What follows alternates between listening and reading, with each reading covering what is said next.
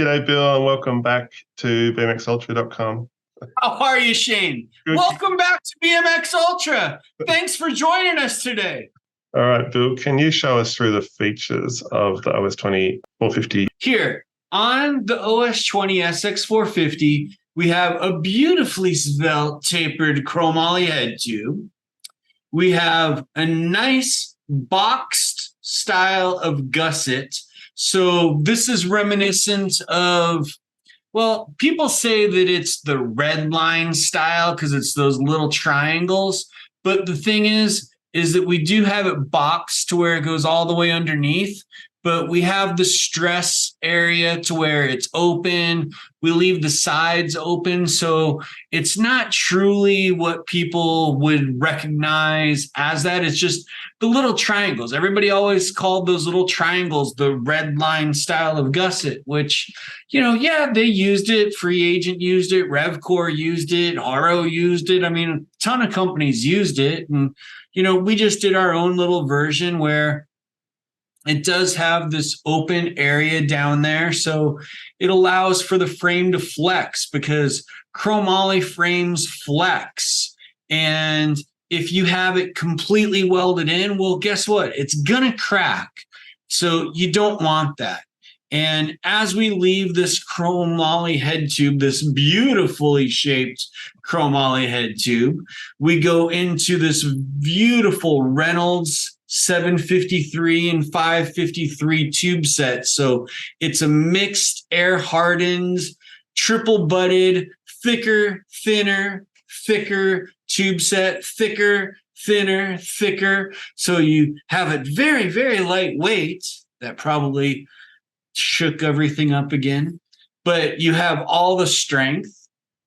We have the cable guides on the side so that you can run it to where it's a hydraulic cable line, a mechanical cable line. We come down here to the wishbone style of seat stay. We have the Supercross imprint, a la JMC, a la GT, to where you have the beautiful SX imprinted. Let's see if we can get the camera to slide. I'm not sure how that, I don't know if that makes for a weird little scene there. You can start to see it with the light bouncing off it now on that angle. Okay, can you see it with the light bouncing off it at the angle there? Just make some of it out, yep. Okay, so it's nicely imprinted in there. We have the tapered stays. We have the tapered chain stays.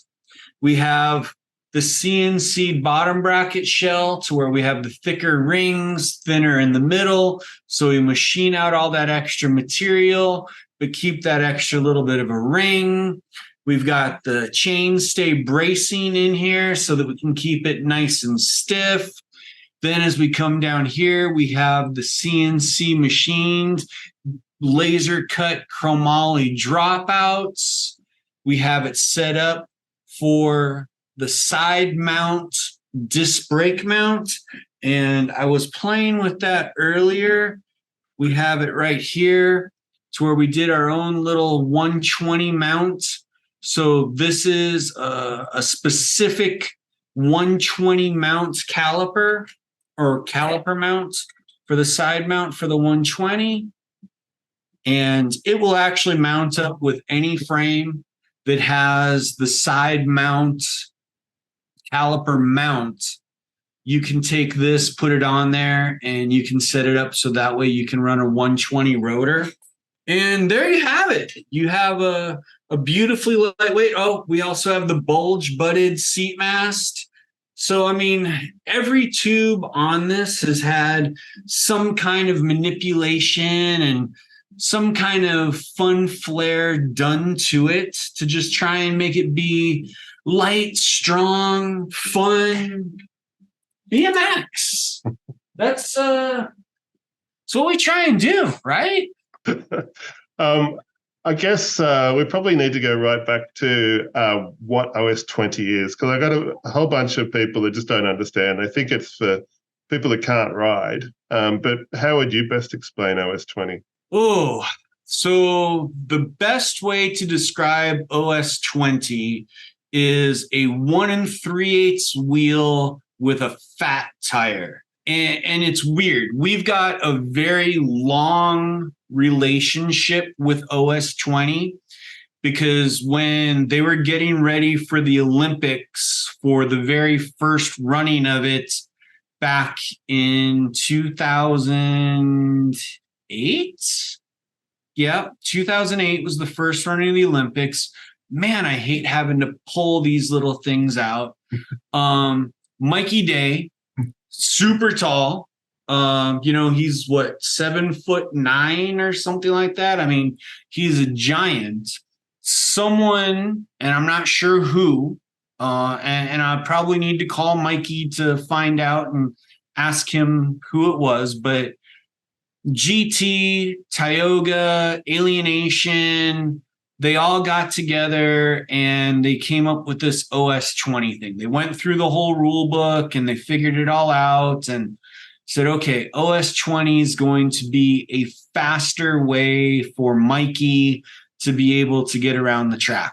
And they said, this is going to be it. This is going to be the way that Mikey wins the Olympic gold medal. It's going to be on an OS20. And at the time, we were in Newhall. Mikey Day was a good friend of ours, a neighbor of ours. I mean, obviously, everybody knows that Mikey and Bubba have been best of friends. Mikey and Randy Roberts, Bulldozer, absolute best of friends. So we had a little bit of insight. I mean, Mikey used to come over to our shop every day and play Donkey Kong with Lincoln.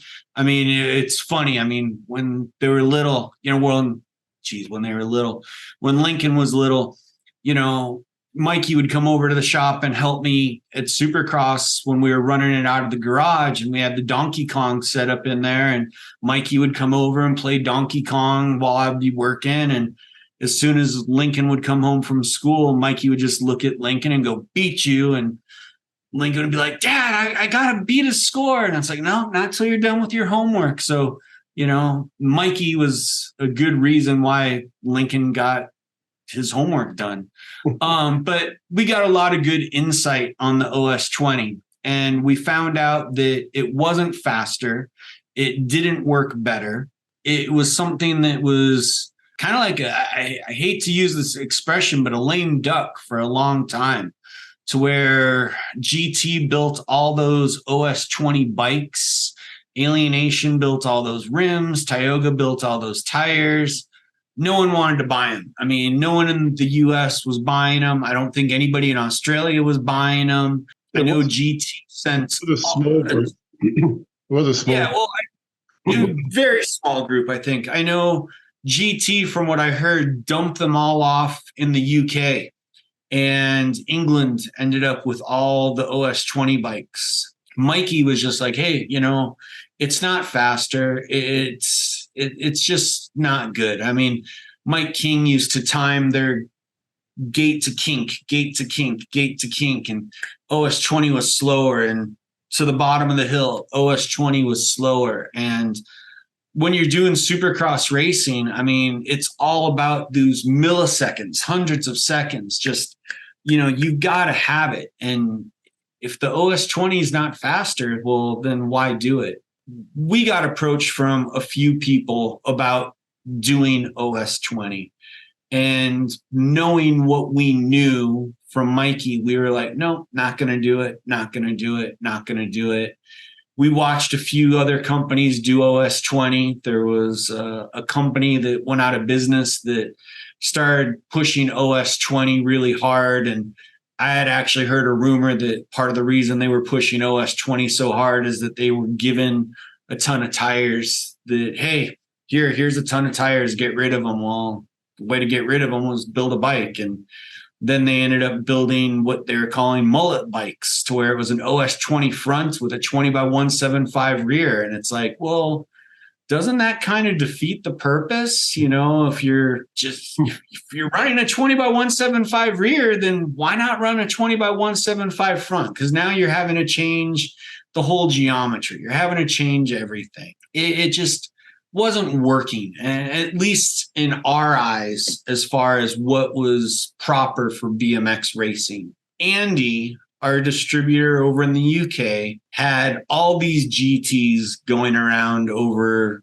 in England, you know, to where everywhere he'd look, you know, it'd be a GT OS20, a GT OS20, because they were just, you know, hey, pushing them over there, pushing them over there. He had approached us and said, hey, Bill, can you make me a Supercross OS20? Because everybody over here is on a GT OS20 and I want a Supercross OS20. Begrudgingly, we went ahead and did it. And we built 3. We built one that we sent to him. We sent one to Tim Dinger, and we gave Randy Roberts the other one. And Randy was like, Bill, I'm not going to build it. I'm sorry, man. He's like, you know, Mikey's my best friend. And, you know, I know all about this OS20 stuff, and I'm just not into it. It wasn't until Randy was supposed to have his back surgery. He blew out one of his discs. I think they said that one of his discs was 13 millimeters out of place, which was a crazy amount. Randy was like, hey, Bill, I don't think I can ride my 20-inch anymore. It just hurts my back too much. And I think I'm just going to race cruiser. Is that okay? And it's like, yeah, man, whatever works. I mean, however it is. He built up the OS20 just so that he could go ride the pump track with Charlie, because he said riding the pump track on his cruiser didn't quite feel right. He just wanted to put it together. And he called me up and he's like, Bill, oh my God, this is the funnest thing ever. He goes, riding this OS20, this thing's so fun. And I was like, oh, okay. You just said the magic word. I mean, just like with Bubba on the chromo bikes. I mean, Bubba calls the chromo bikes his fun machine. And when Randy said that the OS20 was the funnest thing he had ever ridden, I was like, oh man, now we got to build them. And he's like, what do you mean? I'm like, you just said it was fun. And I go, you didn't say it was faster. You didn't say you're going to go race it. You said it's funner. And I said, honestly, that's what we need. And, you know, nobody had ever approached us before saying, I want an OS20 because it's fun. Everybody had always approached us saying, I want an OS20 because it's faster. And we knew from testing it wasn't. And there's still people out there who will swear to you, oh, my OS20 is faster. My OS20 is faster. Well, you take that same person and you put them on a 20-inch bike, they're going to be faster on the 20-inch bike than the OS20. I'm sorry. It's simple physics. You're going to overcome inertia on that 20x175 wheel faster. It's going to accelerate quicker. Straight line speed, will it get up to a higher top end speed? Yeah, of course. But guess what? Your 24-inch is going to get a greater top end speed than the OS20. And a 26-inch, which is a really fun bike, gets an even greater top end speed. A 26-inch bike accelerates out of the gate like crap. I'm sorry. I've never seen anybody just snap out of the gate on a 26-inch bike. But man, they're fun to jump. They just loft. I mean, they are fun to ride. But that's where the OS20 came in, to where it was a fun bike to ride, not faster. And that's where Randy really flipped the script on it for us, to where everybody had always been going, oh, Bill, you need to build an OS20 because it's faster. Well, it's not. You need to build an OS20. It's faster. It's not.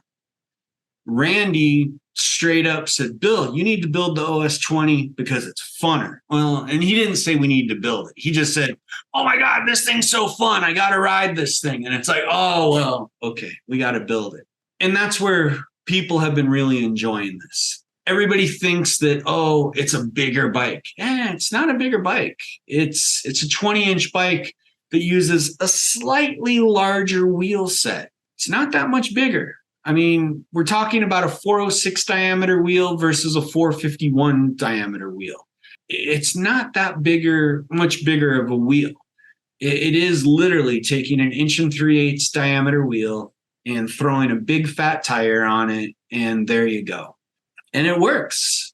People really enjoy it. You need to just enjoy the OS20 bike. It's just a fun bike to ride.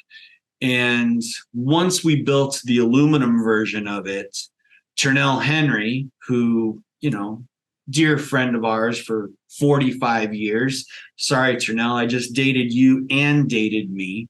Has been on one of our SX450 chromoly race frames for his 20-inch racing. And he's been on one of our 26-inch RS7s for racing cruiser. He saw Randy roll up on the OS20 while his back was healing from the back surgery. And he looked at Randy and he's like, "What's that?" And he's like, Bill built me an OS20. And he's like, "Why are you riding that? OS20s are stupid." And Randy was like, "Yeah, Toonie, it's pretty fun. You should try it." And he's like, "Oh man, no, OS20, it's stupid. It's stupid." And Turnell had the same thought process that we did, And Randy's like, "No, man, it's fun." And Toonie's like, "Yeah, let me try it." Toonie called me. He's like, "Bill, I just rode Randy's bike. You need to build me one. Chromoly, though, because I don't want an aluminum one. I want a chromoly." It's like, "Oh, Jesus, Toonie, you just opened up a huge can of worms. Now I'm going to have to start building them in chromoly." And he's like, "Hey, I don't care. Make me one." Quite the niche inside the niche, isn't it? Yeah, it is. It's very much a niche inside of a niche. I mean, I always joke around that, our company, Supercross BMX, is literally the pimple on an ant on an elephant's butt in the cycling industry. I mean, when you look at a company like Pond Holding, that's a $65 billion a year company, and I'm like, "Yeah, we did $500 today. Rad. Okay, guys, we can maybe go buy lunch. Del Taco's got the sale on the, packs, 20 tacos for $20. We're good, and you have a company like Pond that, owns GT and Mongoose and Cannondale and Iron Horse and Schwinn and, 100 other brands. We're absolutely tiny. We know that. But I think that's the thing that makes it fun for us, is that we are the niche inside of a niche. And if we decide that, yeah, I want to make 25 of these, I'm going to build 50 of these. If we build 50 of these, maybe 50 people want to ride one. Cool. I'm good with that. Maybe 50 people think it's cool. Maybe there's 50 people that are going to think it's cool. I don't know. Can I see through there? I don't know. What do you think? Do you think there's 50 people that'll think it's cool? Absolutely. I'm sure you're selling them quite well right now. Why? I mean, it's chromoly. It's fun. And honestly, that's what BMX is about, right? It's fun.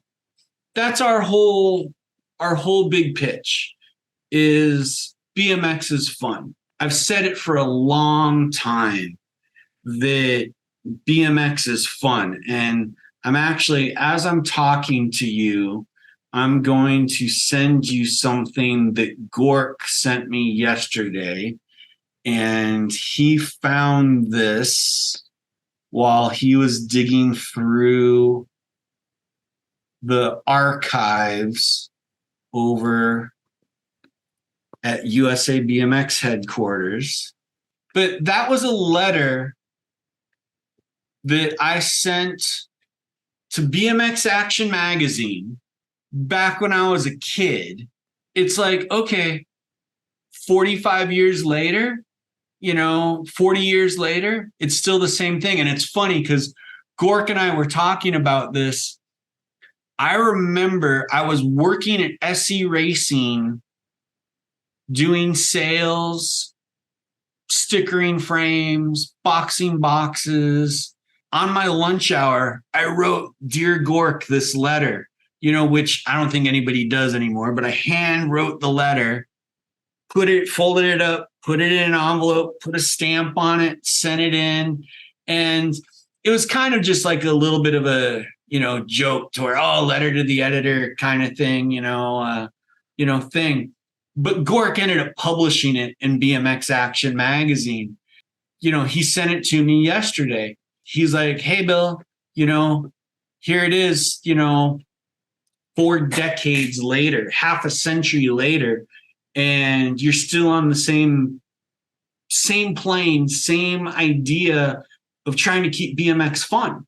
That's what it was then. I wanted BMX to be fun because, I've told everybody before, I sucked. I was fifth in the semi, I was lucky if I made it to a main, but I enjoyed the hell out of it. I enjoy riding. I want to ride. I enjoy riding. It's the most fun that you can have with your clothes on. It's the best thing that you can do. Why would we not want to share that fun with the world? Why would we not want to just make bikes for everybody that's going to let them have fun? You called today for a reason. And what was your reason for the call today, Shane? Mr. Jenkins, what were you looking for when you called today? I wanted to help explain what the OS20 450Z was all about. I wanted to know about OS20. So OS20 is a 20-inch diameter wheel. It's based off of a 451 wheel, not a 406 wheel. One thing that caught my eye was you don't have V-brake mounts on this frame. You went straight to disc. We did. So I wanted to do V-brakes. I really wanted to do V-brakes. Part of the reason that we did go straight to disc, and every one of these does come with a little side mount adapter for a 120 rotor. I've been so anti-disc. V-brake, you can feather it, you can modulate it, you can make it feel just so good. This larger diameter wheel, the direction that everybody's really going to disc. I've had to come to terms with the fact that since we went to 120 millimeter rotor, you can actually feather it. You can modulate it. It's not going to throw you over the bars. You can actually make it to where it rides nice. With this, we've also done a fairly nice carbon fiber rim that we can put onto these. I know there's a lot of people doing alloy rims, but we've gone ahead and done a carbon fiber rim. It's tubeless. We figure, you know what? The people who are wanting to build these up right now, if they're doing a fresh build, they're not just taking their parts from their 20-inch and swapping it over. They're building a fresh new bike. And if they're building a fresh new bike, most of them are going to want to put disc on. It's still not 100% where I'm like, let's do disc. Let's put disc on everything. Let's make it go this way. But when we had to do a short run right now, and I was like, okay, well, we're laser cutting dropouts. It wasn't going to be a situation where I was like, well, we can laser cut 25 for disc and 25 not for disc. And, it was like, okay, well, let's just do it. We're going to do a disc run right now. And we're going to see what people's reaction is. Let's see how people like these things. I was actually surprised. The XLs sold out the first day. I don't think the XLs were on the site for more than 10 minutes, 15 minutes before the XLs sold out. The double XLs, the triple XLs, they're taking a little bit longer. I've actually had people ask about a pro size and a pro plus size, which really surprised me, to be real honest. I figured if we're going to go with a bigger wheel, it's typically going to be a little bit of an older guy that's going to be riding these OS20 bikes. They're going to want a little bit more room. They're going to want to really be able to spread out a little bit. I figured the XL was probably going to be the smallest that anybody was going to want to go with. At 21 and a quarter top tube, figured that was probably going to be the smallest. I was really surprised. They sold out quick. But now that we saw how quick they moved, maybe we'll do a pro. Maybe. I don't know. It's still a micro niche within a micro niche within a micro niche. I know when we did the aluminum versions for Randy, the first production run we did was 25 pieces. And I think on one of our other videos that we did, which you can probably link right here, or if you subscribe, you can get the notifications from BMX Ultra. So make sure you subscribe to BMX Ultra for all the latest and greatest in BMX news. RS7 OS20s, the bulldozers. When we first did the first 25 of those sold out really quick. Then when we did the next 25, those sold pretty quick, but it took a little bit longer. Then when we did the 100-piece run, which, that's about where we got to start to get to where it's, okay, now we're going to be able to start to make a little bit of money. Because when we're doing a 25-piece run, we're not making any money. When we're doing a 50-piece run, we're not making any money. We're just doing it to, let's have a little bit of fun with it. Let's let the people have some fun. And hey, I'm a BMX geek. You're a BMX geek. That's why we do this. And, we just get to enjoy this. I mean, it's one of those things. It's slowed down. So I think I told you in one of the other videos, hey, are there really only 50 guys that really want to ride OS20? Are there going to be more people that want to ride OS20? Were they all waiting for the cro-mollies? I doubt it. We're seeing other brands pop up. I know we got slagged pretty hard because we based our geometry around a traditional 319 axle to crown 20-inch fork. And we did that because we figured there's a good selection of 319 axle to crown forks that are out there. And you can run an OS20 wheel in it comfortably. And there's a good selection. And if you are just making a change over, at that point, all you're going to need to do is buy a frame, buy some wheels, swap your parts over, and away you go. You didn't have to buy a frame. You didn't have to buy, you didn't have to buy a new fork along with the frame. We were trying to keep the expenditure down, and we got slagged pretty hard to where people are like, oh, you guys are being stupid. You're just trying to make us spend more money. No, that's the exact opposite. I was trying to keep you from spending more money. I'm trying to make you not spend more money. But I mean, you can't please everybody. And we really try to, but we've learned you can't please everybody. And we just try and do our best for everybody and try and do what we think is going to be a smart thing. And I know we've had a lot of people say, oh, everybody needs to come up with, what's going to be the proper geometry for an OS20. And everybody needs to decide on what's a proper axle to crown.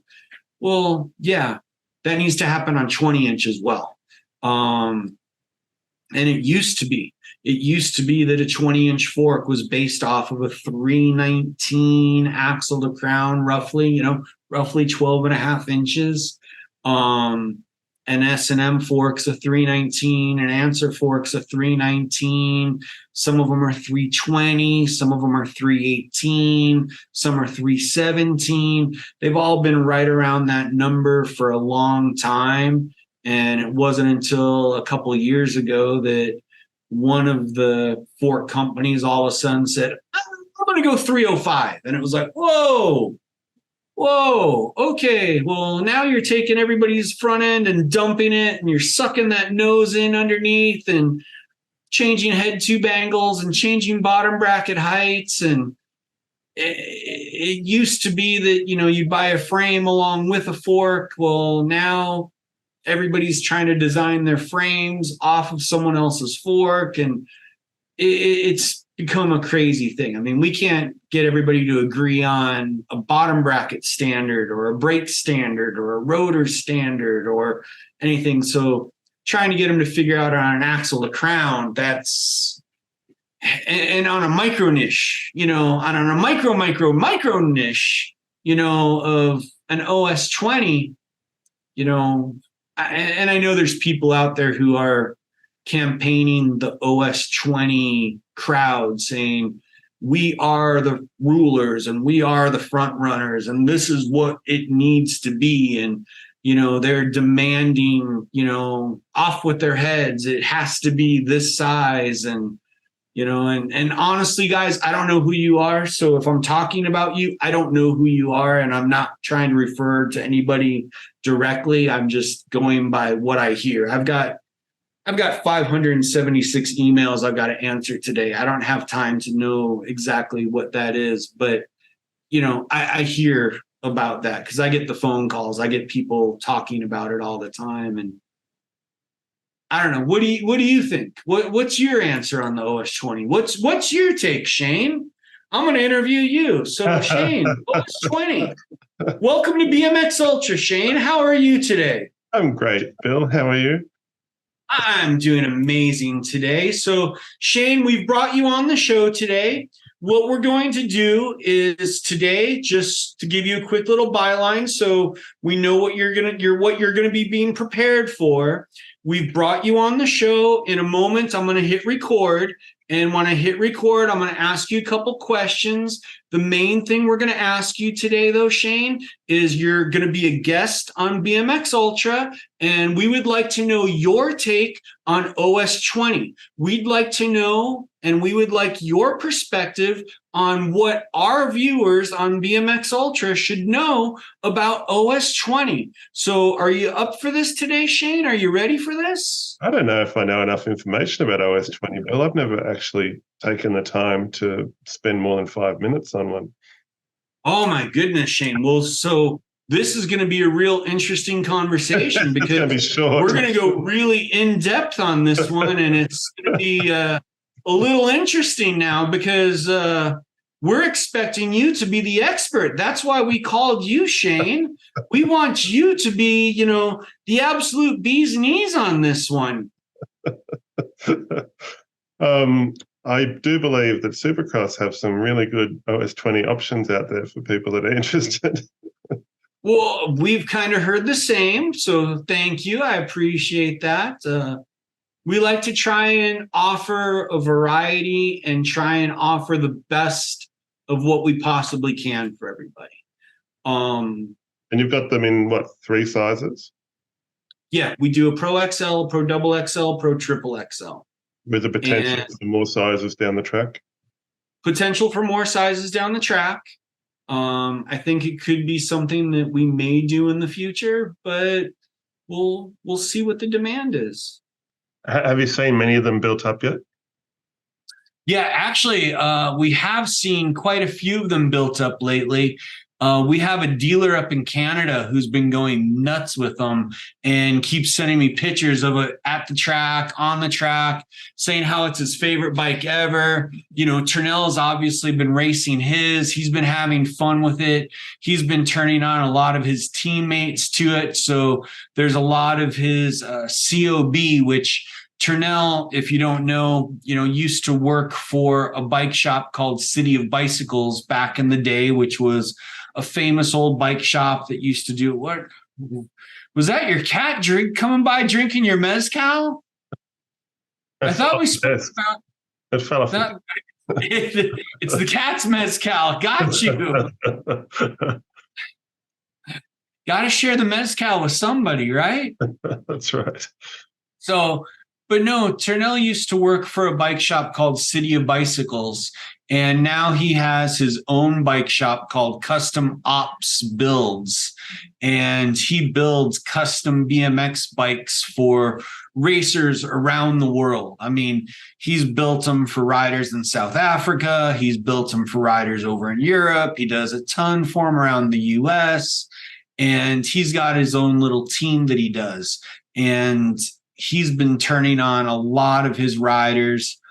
Seems like it's the older riders, riders that are 40 and over that are jumping on these things going, those things are fun. I want to ride one of those. And again, I think we spoke about that earlier in the video, that it's the fun factor.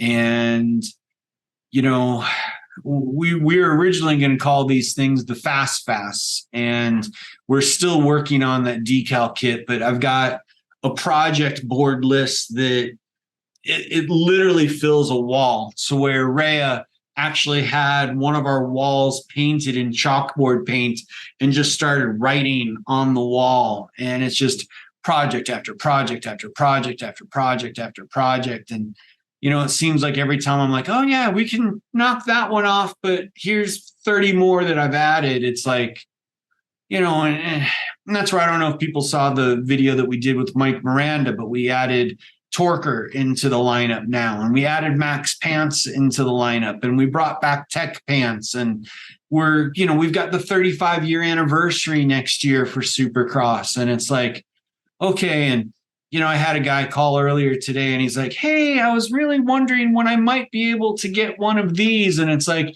yeah, it's on the project board, but it's like 43 items down. And when we get to it, we'll get to it. And he's like, well, just hire more people. And it's like, we're a small BMX company. We're doing this because we're having fun. You know, I think we covered the fact that we might be able to go get 20 tacos for everybody later and kind of share that. You know, it's nobody's getting rich. We're having fun, but nobody's getting rich. So you're finding that people that buy these frames are really keen on your new Supercross Tech Pants? I was actually really surprised. We did a short run of the Supercross Tech Pants to go along with those Dirty Fest jerseys that we did. And did you get yours yet? Those packaged? Right here. Yep. Did it fit? Everything's good? I haven't tried it on. It was not something I planned to wear. But it was just part of the collection. There's stickers going everywhere. Woo! There we go. King Jenks. That's what I should have put instead of Jenkins. I should have put King Jenks. No, so it's actually really cool to where while we were working on reviving Max, we were also in the process of reviving Tech. And it was like, well, let's see how this goes. And we did a short run and we did 20, 25 pieces of the pants. And we figured, well, people bought the jerseys. Maybe someone will want to get the pants to go along with the jersey. And I'll be damned, those things sold out in a day. I was like, whoa, wait a minute. Maybe this is something that we're onto. This is something that people really want. And we've been getting a lot of calls for it. And everybody who's been grabbing the pants are like, this is like old school BMX pants. These are not just, let's make it look like an old school pant. You actually cut out the naga hide and had it sewn on, and you've got the linings and you've got the knee pads and the shin pads and you've got the spandex and the closures and the belts and the zippers. And, this is a legitimate old school pair of BMX pants. And it's like, yeah. And I don't know if you do any linkings to the videos or anything, but like when I showed Mike Miranda the pair of Max pants, he was just like, what the heck? You know, this is, he said it took him back to 1984 when he put his Max pants in the hamper for the last time. And he was just like, man, he goes, it's crazy how reminiscent this is.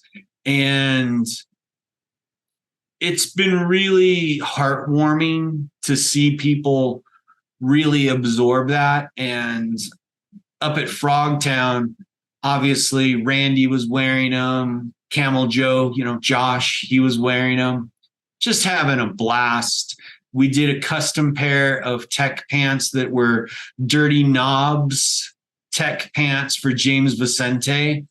And he was just blown away. And Miranda was like, oh my God, Bill, I can't believe you made those for James. And we did them in the black, gray, and white, so it matched his jersey. And he was all excited. He was just like, man, this is so cool. I've got actual racing leathers. And, you know, and we're not trying to do it to compete with any of the modern stuff. I mean, obviously our factory race team wears Fly. We run Fly racing pants. They're super light. They're super, just the ultimate in new school BMX protection.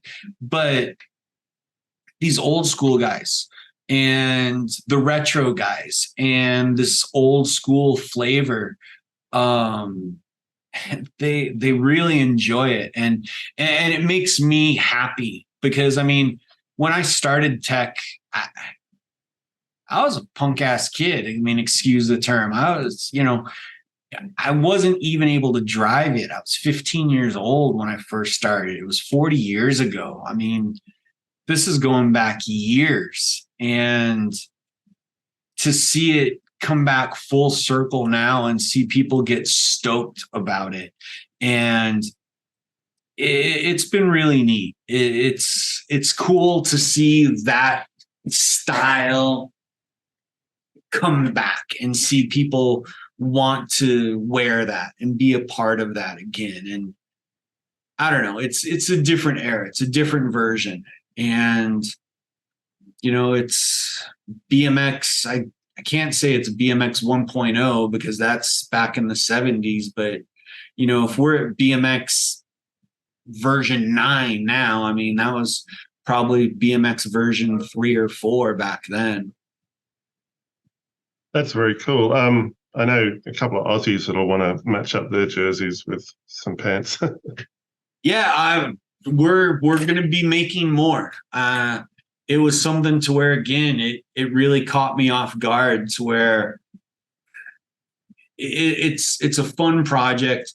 And I really try and make sure when we do it that we get every little detail to where when we were making the patterns, you know, we had to make every pattern again from scratch because we didn't have the patterns. Luckily, I found the old steel ruled dies that we used to use for stamping out the tech logos on the clickers, but nobody's using those clickers anymore. I mean, back in the day, we used to put the Naga hide in there. We'd put the die on and boom, hit the clicker and it would stamp it out, put it in, click, boom, stamp it out. Nobody does that anymore. You know, it's all, oh, program it in the CNC. And it's like, well, that's not what I want. I want the old school way. And it's funny because that technology just doesn't exist. And, you know, I look in the car world on the side of things. I mean, one of my stupid addictions that, you know, now that I'm old, you know, I love old sports cars and I love old German cars, you know, stuff that I could never have. And I can't have now either. I mean, I can't afford it by Lord's means of anything, you know, but, you know, everybody wants to throw those cars away now. So it's fun to tinker on. And, you know, my buddy Jimmy, you know, he was kind enough that after his father passed away, you know, his father had his original Porsche from 1983 from when Jimmy and I were kids riding around together doing BMX. And when we did high tech, you know, before we even did tech. And his dad still had that Porsche when he passed away.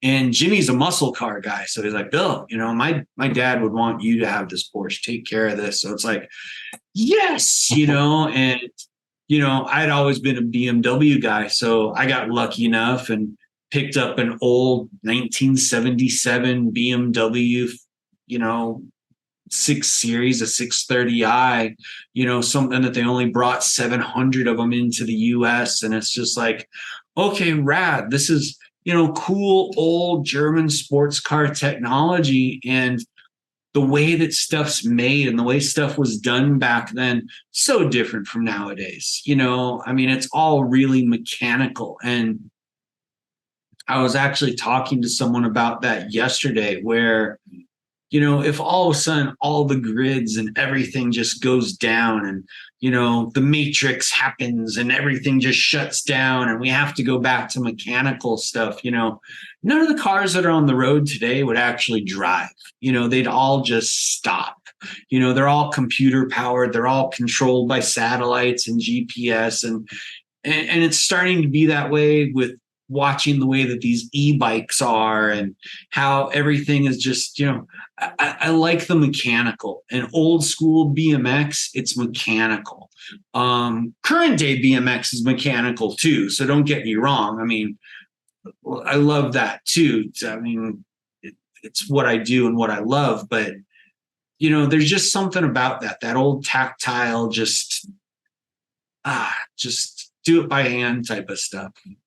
I don't know, probably wandering again. Hey, have we said watch BMXUltra.com? Have we said tune in to BMXUltra.com TV? No. BMXUltra.com, the ultimate BMX racing channel.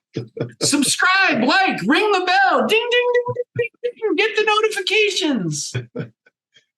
Thank you, Bill. It only cost me a can of Sprite. Actually, no, it cost me a packet of Tim Tams. Oh, yeah. And hey, I'm Gatorade Zero today. So it's very cool that the OS20s are available in a chromoly. There's not too many brands that I can think of that went into production. They were either custom made or one-offs. But it's awesome that you've been able to offer chromo fans like myself the opportunity to ride OS20 as well. Well, we try, and again, we're just trying to keep BMX fun for everyone. And we're trying to give everyone all the different options that we can.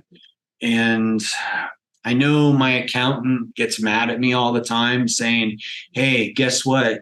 It'd be a lot better if you were like the old school Henry Ford style of, make one model, make one color, just do it that way. And I just can't do that. I just don't see that as being BMX. To me, BMX has always been about having your own individual taste, your own individual style.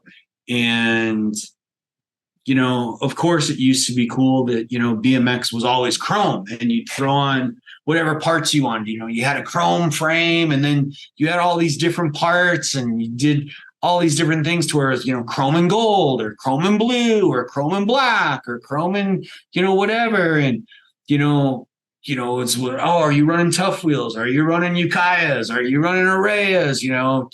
What are you wanting to do? And how are you customizing it? And then you had your number plate helping be your style and, making your own unique thing.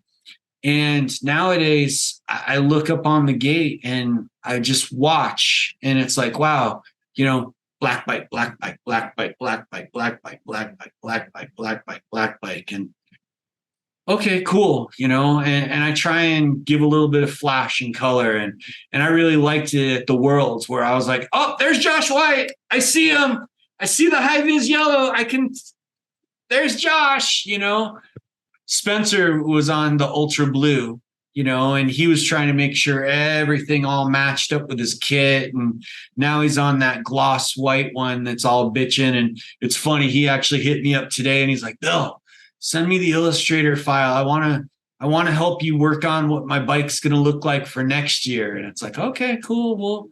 We'll get something going. But, we tried to make sure that everybody's got some unique colors and some unique style. And again, it costs a lot of money. I mean, we did Bella's bike in that pink this year. Everybody loves that, you know. And of course, we did her pink bike not knowing that the Barbie movie was coming out. And of course, it hit right when Barbie came out. And everybody's like, oh, you did that just because of Barbie. Well, no, she wanted a hot pink bike again. She's been on the gold bike for the last 2 years, and now she wanted a pink bike. So we did that. So I better let you go. You got tons of things on your project board, and I got a few myself. So thanks very much for taking the time, and we'll talk to you soon.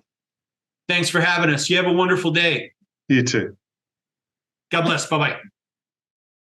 Hey, Bill, we got you on today to talk about the 450Z OS20 frame. This one. Yeah. So I noticed a lot of people. You teased this in your last video, right? I think I saw that. You teased it in your last video? Yeah, just briefly. You teased it. I teased it, or did you tease it? I thought you teased it. Didn't you hold one up? Must have been a joint effort. Okay, because I thought it was you. No, you had it. I don't have one. Oh, are you sure? Has your box arrived yet? I don't have a box. Oh, you might want to check with customs. Alrighty, I'll have a look into that. Yeah. Because did I tease it or did you tease it? You did. I did. Okay. All right. So you're gonna blame me on this one. All right. I see how this goes. The shark attack. Yeah. Through. I don't know. What is it? Shark Week? I don't think it's Shark Week. Let's see. Maybe somewhere in the world. Where shall we start? So is it always Shark Week in Australia? I hear you guys have all the animals that can kill people down there. That's just to keep the Americans at bay. Is that on us coming over? I get it. Well, let's start. So